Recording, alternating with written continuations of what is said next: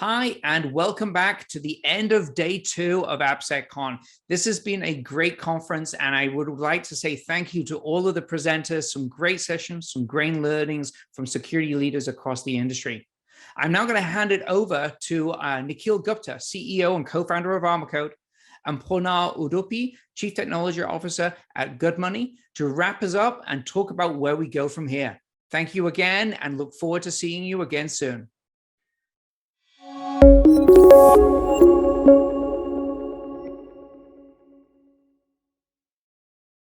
Good evening, Purna and Dhawal. I'm sure you have been tired of listening to all these great speakers sharing so much information about application security and software supply chain security. But of course, as always, we keep the best for the last. So, Purna and Dhawan, let's do a quick recap of the audience's last 2 days of session. Starting with Phil, what do you think was the number one key takeaway from his keynote?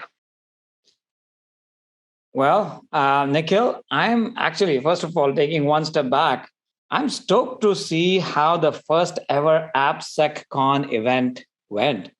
And this was a coming out ceremony of sorts where the Purple Book community explicitly earmarked like a couple of days to chat all the things about AppSecOps. And I'm thrilled to see how all that planning and organization came through. And talking about Phil, like, have you looked at his profile? I mean, he had been a business information security officer at Barclays, a global CISO at Standard Chartered, and a CISO at Deutsche Bank before the turn of the century in 2000. Like, he had already done all these things. And even before you and I ever graduated out of school, right? And so, I mean, it was absolutely a feast to listen to his perspectives of 3 decades of managing security organizations. And I agree with most of his salient points, right? I personally have been a security practitioner for a good decade, and there have been significant learnings since my stint at Netflix back in 2012. But the pace of application development and delivery has dramatically accelerated, while the complexity of the technology stack has significantly increased. And along with the pace of application development, there is an ever-expanding growth of the application risk surface. On the one hand, we have AppSec professionals at companies of all sizes and across all verticals. They are going through an unprecedented time as like nefarious adversaries are continuing to accelerate the frequency and sophistication of their attacks. The attacks are just growing in size and scope. But on the other hand, AppSec professionals at companies are outnumbered 100:1 per developer. And it's not just a budget issue. Like, even if a company wanted to hire the best talent there, there's an extreme shortage of this specialized skill set. So Phil's call for like, hey, we need to come together as a community and do more than exchanging incidents, right? Like, there's been some progress in the community, security community, to exchange incidents and so on. But he's like, we gotta come together as a community that checks on each other and like really go to the next level. And in general, the banner of like security does need community really resonated with me. So, I think I'll hand it back to you on in terms of like the keynote. It makes perfect sense, and security needs a community, and that was the genesis for the Purple Book community. And I know like people are very busy, and not everybody would have had a chance to attend all the sessions. And of course, we all have our favorites. So for everybody's benefit, it might be good that Purna and Dhawal, if each of you could share 3 best topics that you liked, and what did you like in particular. So maybe starting with you, Purna. Sure. So first off, I'm very glad that we started with an intro to AppSec and AppSecOps, right? This was by Jennifer Lannon from Accenture. She gave a talk on AppSec 101, what, why, and how of application security. I mean, we are still trying to carve out this area as a standalone from DevSecOps or security in general. And it was great to hear Jennifer walk us through the changes to people, technology, and process to integrate application security into the traditional software development life cycles. I think that was like really Absolutely critical to have that as number one topic on day one.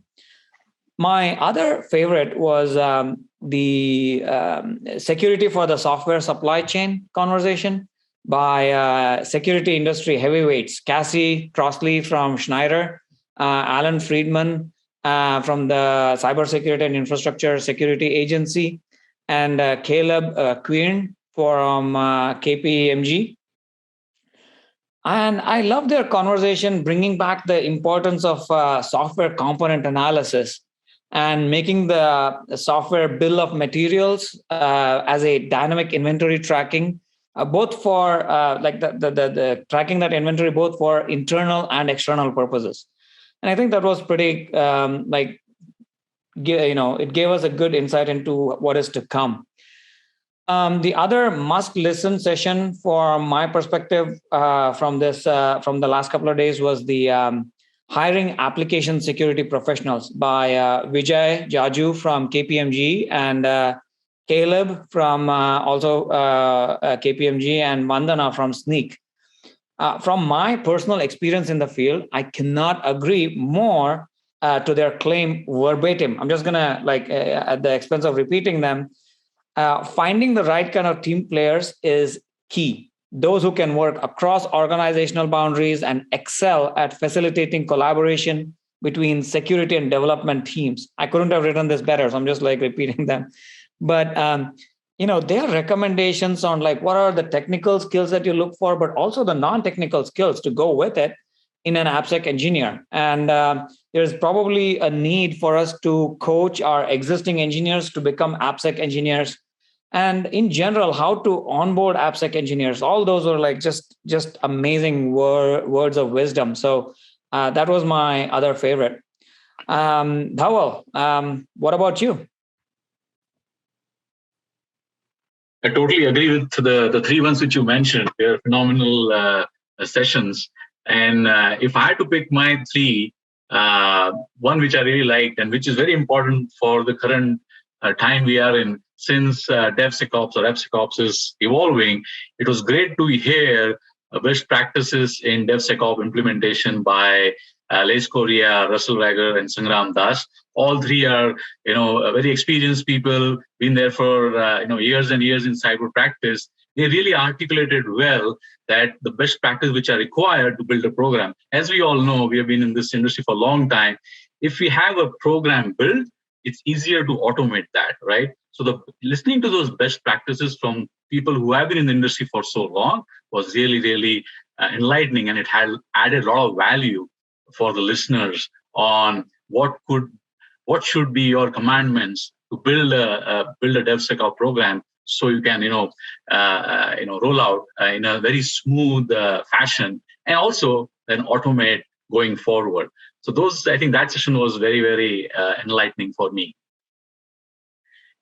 The second session, which was very impressive, was the winning or building an AppSec case by Jyoti from Fidelity, Maria from IBM, and Mark from Armor Core. As we all know, right, you have to show value so that we can get money to build our programs and go and automate those. That's the first step. All the security leaders have to build a business case to get the funding done, so that you can hire right people, right processes, and right tools to build a program. That session really would help the security practitioners on what would be the critical points to get covered in AppSec business case. I think that was a very, very enlightening session, and all three, they come from a lot of experience in cyber. So the points which they highlighted were really value add in what could help and get the right budget which is required for a mature application security program. And the third one, as we have always been seeing in every area, is should we build our own tool, right? Yeah. Or should we go and get something from off the shelf, right? Till 2 years back or till last year, if somebody would come and had told me, and I said, yes, go and build, because there were not many tools available in the marketplace. And we were seeing lots of companies going ahead and biting that particular piece and started building their own platforms using different homegrown technologies. But today we are living in a different space, and it brings the right juncture to help people identify what should they consider before starting to build an in-house tool or start evaluating tools which are available in the marketplace. And we have seen this trend in every evolving cyberspace, whether it was GRC or IAM. People have gone ahead and taken their approach in building something because the tools which were there were not available or were not to the maturity level which is required.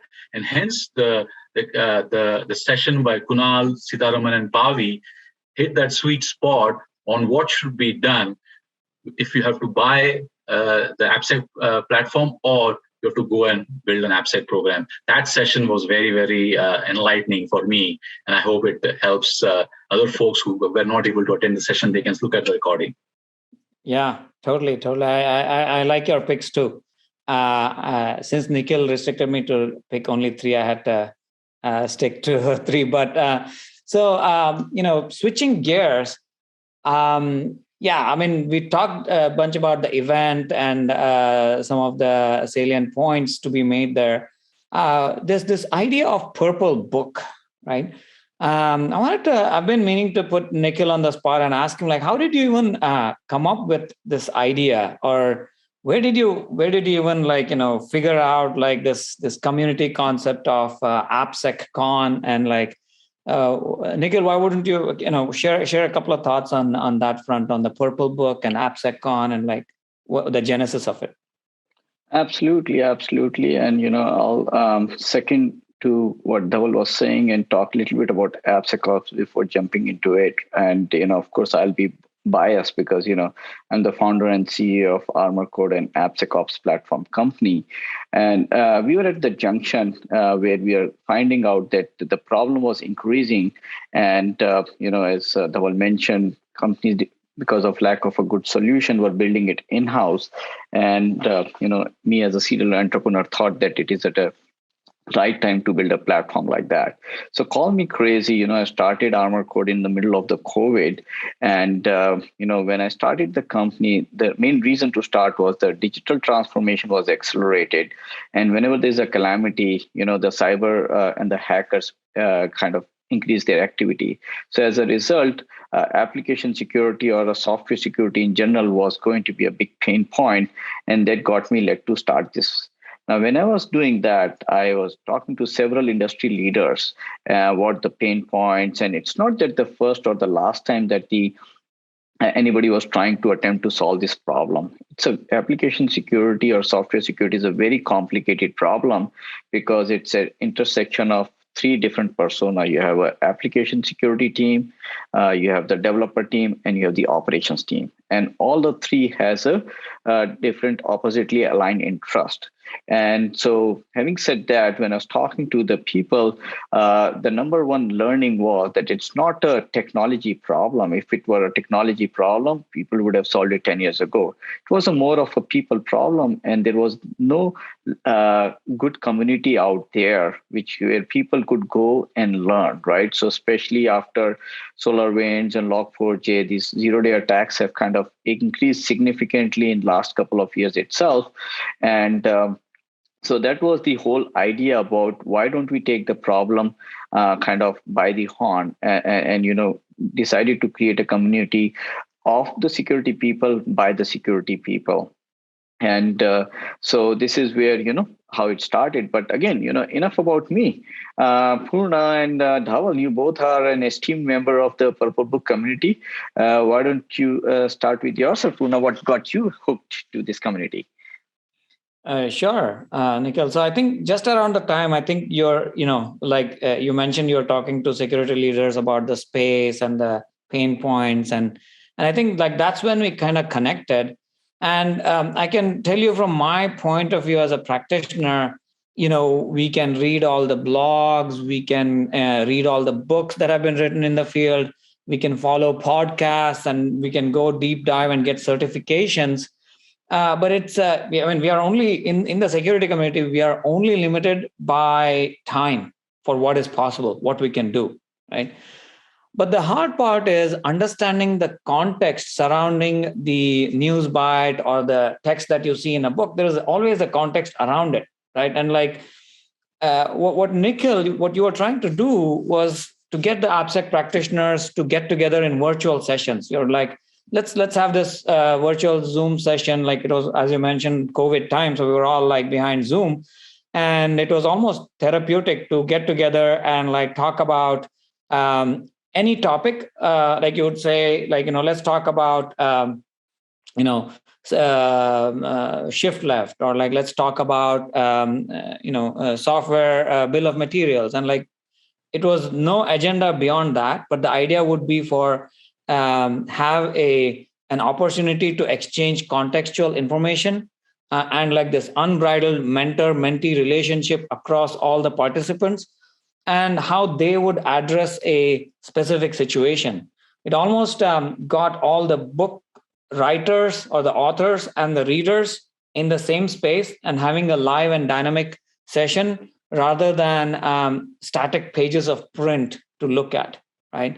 And that contextual information exchange, the mentorship, the ability to collaborate on a topic of security across industry sizes and verticals was the driver for me to join the community. It was like a place where, I could share, here's a potential problem I'm working on, and get feedback from somebody who was not potentially in the same space as me in like, my world of startups and whatnot, but like coming from a different angle, having solved that problem for a different context. It was a good information exchange. In a sense, you are organically doing what Phil talked about, like building the security community, right? Like we need to come together as a security community. And so that's kind of like what kind of like tipped me over to like encourage me to become a part of this community and all the following events. But Dhawal, your turn.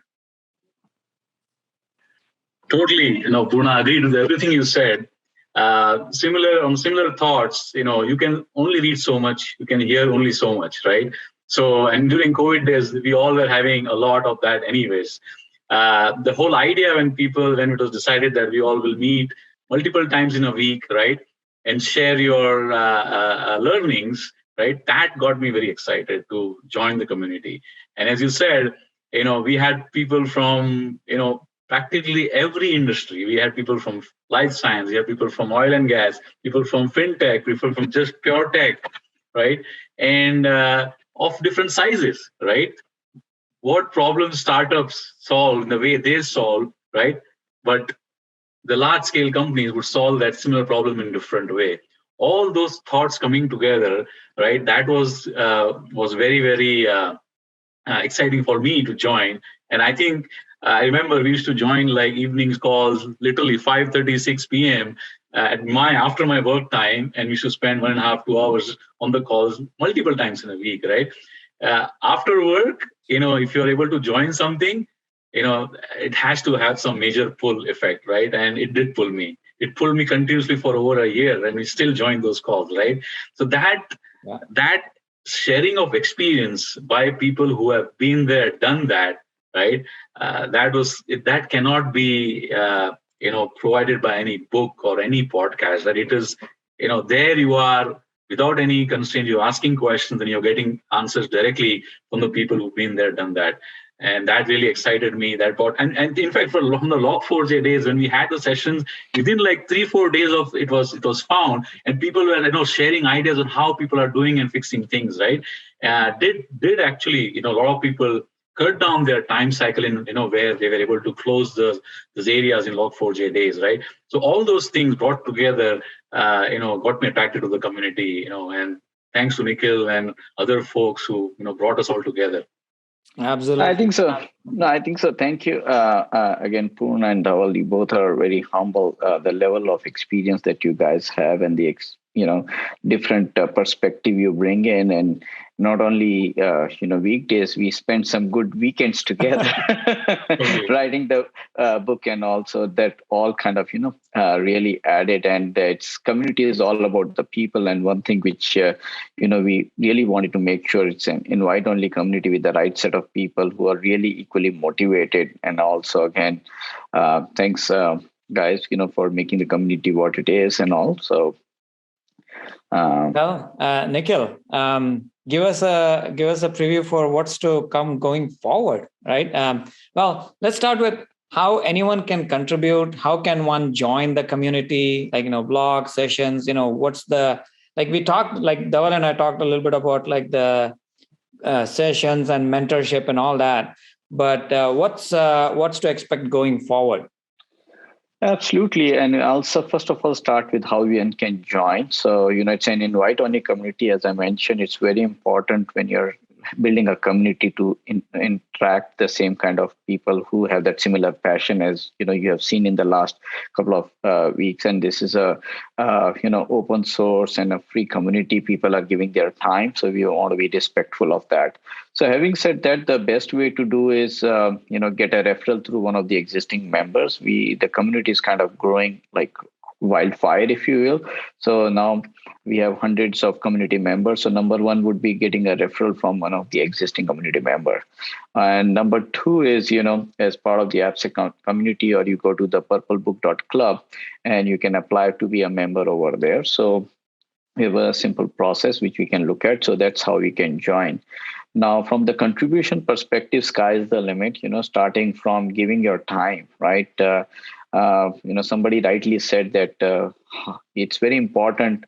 And the most important thing which you can give somebody is time, even more than money, because money can be earned later, but the time once given. So that's where, again, I'm very, very honored and humbled for leaders like you to be giving their time, including now being on this session.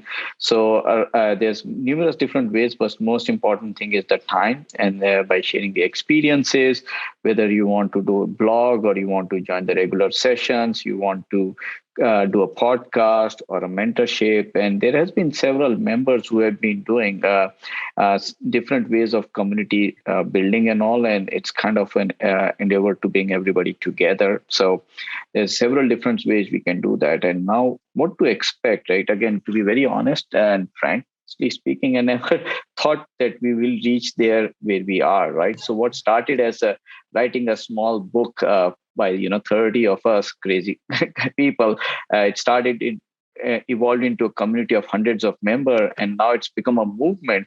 Like see, we have thousands of people who have joined the first ever AppSecCon conference here. So my bigger call over here is to everybody to join the movement, if you will, and make the world more secure place. As Phil said that security needs or software needs a community. We need to put together, and it's not enough you're not battling people in different while in the verticals you may be competing A and B because you both may be in fintech, but especially when it comes to security and software security, we need to join hands to fight together with the bad guys. So again, the idea here is to kind of build the camaraderie, take the community and to the next level, and let's take this movement. So again, come to the purplebook.club, join the community, and if you have any other feedback or things, as I said, it's a community of the security people by the security people. So super excited to commence this AppSecCon, and we're looking forward for the next AppSecCon next year. Thanks everyone again for their time and joining. Thanks. Thank you. Thanks, Nikhil. Thanks, Puna.